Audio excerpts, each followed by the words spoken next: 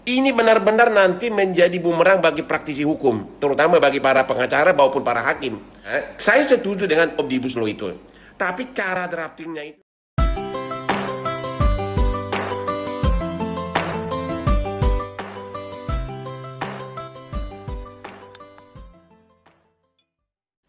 Oke, Ibu moderator yang cantik, dan juga kepada klien saya, grup Sinarmas dan pimpinan Sinarmas, ada hal yang sangat vital yang tim drafting daripada perundang-undangan ini menurut saya kurang tepat.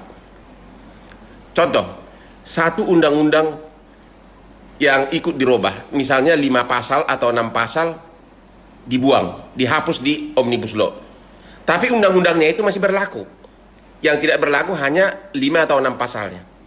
Kemudian undang-undang itu masih banyak peraturan pelaksana. Jadi undang-undang yang lama itu masih ada peraturan pelaksananya. Itu satu. Kemudian di Omnibus Law ini 5 pasal tersebut dihapus. Ya, itu pun penghapusannya itu belum jelas pelaksanaannya bagaimana. Sehingga perlu peraturan pelaksana yang masih sangat banyak lagi. Jadi yang semula rencananya mau menyederhanakan dalam satu Omnibus Law, ya, ternyata nanti bukan satu, malah anak beranak nanti. Anak beranak malah sangat banyak banget, sehingga nanti hakim dalam memutus suatu perkara, dia tidak bisa hanya melihat Omnibus Law. Dia harus ada di sebelah kiri undang-undang lama, harus melihat di sebelah kiri peraturan pelaksana yang lama yang belum dicabut, dia harus ada Omnibus Law, harus ada PP-nya, harus ada Kepres, harus ada peraturan menteri.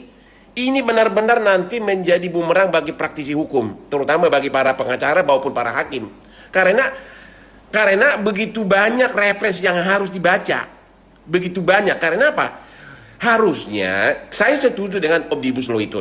Tapi cara draftingnya itu yang saya tidak setuju. Harusnya kalau misalnya ambil contoh 5 atau berapa pasal di Undang-Undang Tenaga Kerja yang dicabut.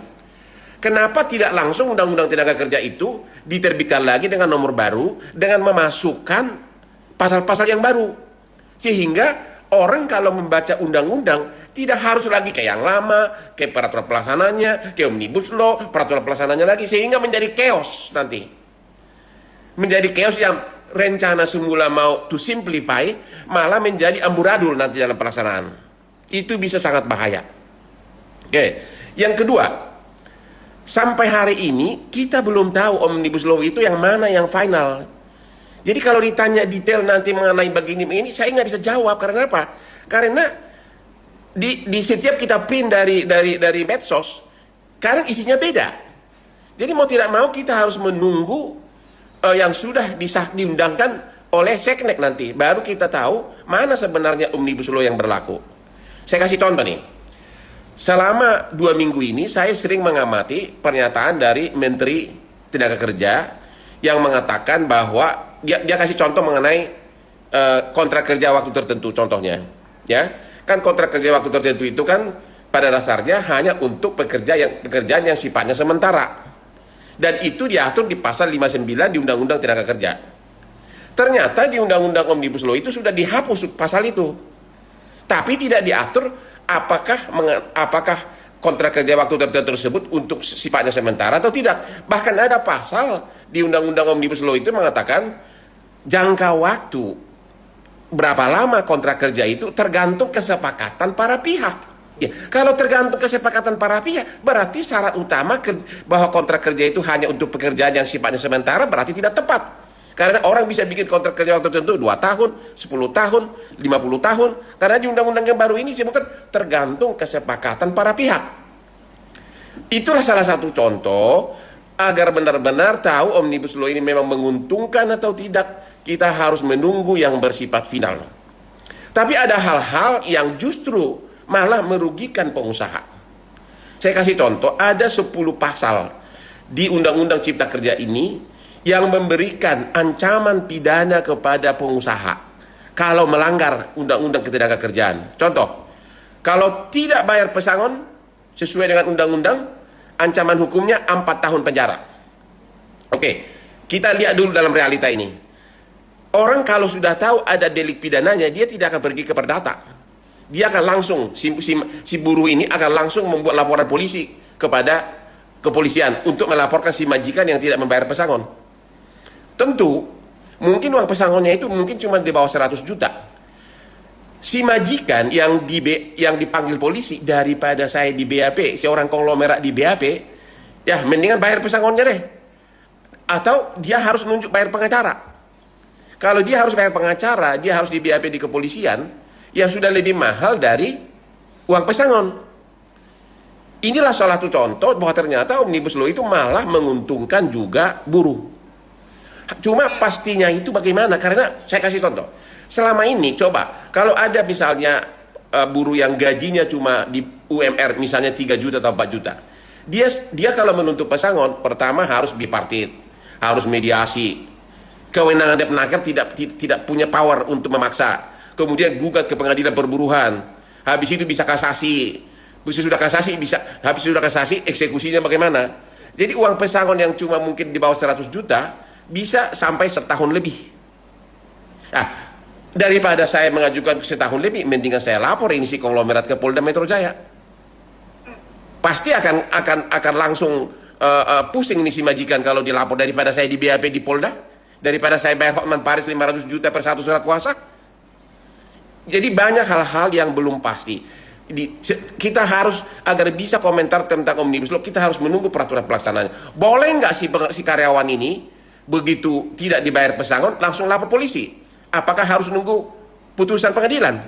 Karena apa? Kalau sudah menyangkut ancaman pidana, tidak bisa dengan peraturan pelaksana, harus dengan undang-undang.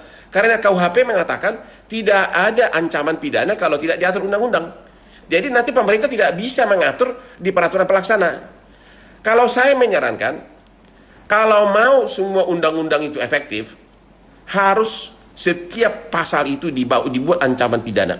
Agar penegak hukum kalau main-main bisa kena pidana. Kalau itu diterapkan, maka orang tidak akan berani bermain-main. Karena yang saya alami sekarang ini, 36 tahun pengacara, undang-undangnya sudah jelas, tapi di prakteknya malah diputar-putar sama yang kuat secara lobby. Undang-undangnya sudah jelas. Yang dihadapi Indonesia ini bukan hanya sebagian kecil peraturannya, tapi sebenarnya investor asing itu alergi datang karena enforcementnya itu, penegakannya itu sangat miskin di Indonesia. Itu yang harus difokuskan. Putusan pengadilan yang sudah final tidak dilaksanakan.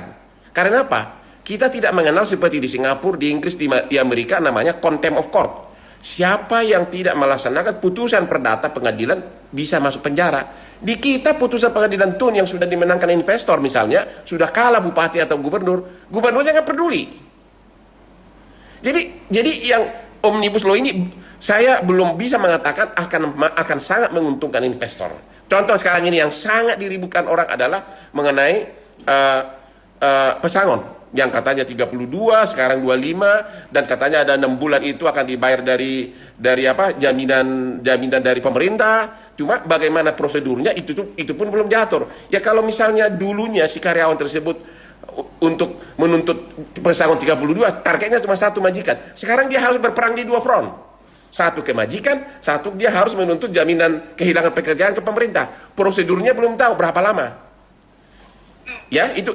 Yang kedua misalnya, dalam belakangan ini yang paling gusur adalah soal kewenangan KPPU, persaingan usaha. Banyak benar pengusaha yang sangat mengeluh. Karena apa? KPPU itu punya kewenangan yang sangat powerful. Dia yang menentukan siapa yang diperiksa. Dia yang membawa ke persidangan, dan dia juga yang memutus berapa dendanya. Sekarang dengan undang-undang Omnibus Law disebutkan denda maksimum yang bisa dikenakan kepada pengusaha 100 miliar. Dan KPPU itu tidak ada pengawasan. KPK ada pengawasan, ya. Contoh, KPK itu yang menyidik, dia yang menuntut, tapi yang mengadili pengadilan luar. Kalau KPPU tidak, semuanya dia. Bayangkan kalau orang Indonesia diperiksa oleh KPPU, tentu dia pakai jalan apa? Anda pasti tahu jalan apa yang ditempuh. Dia akan menempuh jalan pintas. Dengan gaya, kalau orang bule mengatakan Indonesian way. Jadi Omnibus Law terutama terkait dengan KPPU itu malah menyusahkan pengusaha. Bahkan ada pasal di situ disebutkan, kalau dipanggil KPPU tidak kasih dokumen, ancaman hukumannya pidana atau denda 5 miliar. Ya. Jadi sekali lagi konsep omnibus law ini saya total tidak setuju, bahkan nanti dalam praktek akan menimbulkan kebingungan karena kita harus membaca begitu banyak undang-undang. Undang-undang lama sebagian masih berlaku, peraturan pelaksananya masih berlaku, omnibus law-nya, PP-nya, Kepres-nya, peraturan menterinya. Dan ini akan memberatkan pengusaha. Karena apa? Pengacaranya akan perlu banyak waktu, artinya honornya akan naik. Karena akan membaca begitu peraturan. Dan kemungkinan juga silap oleh penegak hukum. Karena apa? Terlalu banyak undang-undang dia harus baca. Hakim nanti setiap memutus perkara di mejanya itu bisa dari ujung ke ujung semua mengenai omnibus law. Karena terlalu banyak. Jadi sekali lagi, untuk memberi, sebaiknya Sinarmas bikin lagi seminar seperti ini sesudah peraturan pelaksananya itu keluar. Karena apa? Pemerintah itu pintar. Kadang undang-undang omnibus law itu hanya kulitnya doang. Nanti inti pokok sebenarnya di peraturan pelaksana. Justru banyak peraturan pelaksana itu yang sebenarnya itu harus kewenangan dari DPR untuk mensahkan. Tapi karena undang-undangnya sudah lolos, di peraturan pelaksananya nanti suka-suka pemerintah yang ngatur. Ya, suka-suka pemerintah yang ngatur. Jadi memang benar-benar kita belum tahu apakah omnibus law ini akan menarik investasi atau tidak. Masuk di akal nggak sih? Masa gara-gara dikurangi pesangon maka investor asing jadi masuk? Coba, masa gara-gara uang pesangon dikurangi dari 32 menjadi 25, investor asing menjadi datang? Itu kan nggak masuk di akal menurut saya. Jadi masih banyak faktor, tidak bisa otomatis mengatakan bahwa omnibus law ini sangat menguntungkan. Contoh mengenai kerja waktu tertentu. Depnaker tahu seluruh teller di bank, seluruh customer service di bank, mana ada pegawai tetap. Semuanya dikontrak. Apa memang pekerjaan teller itu atau pekerjaan kasir di bank itu bersifat sementara? Wah, itu masalah lama-lamanya itu mah. Tapi kan tidak pernah ada sanksi. Ya kan, apa sekarang ini diatur tapi nggak jelas.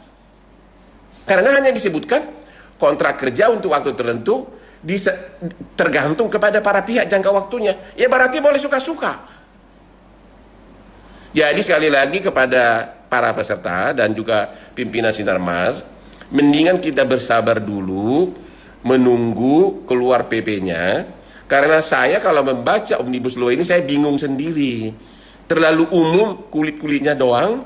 Sementara nanti Pak yang menentukan itu adalah peraturan pelaksana.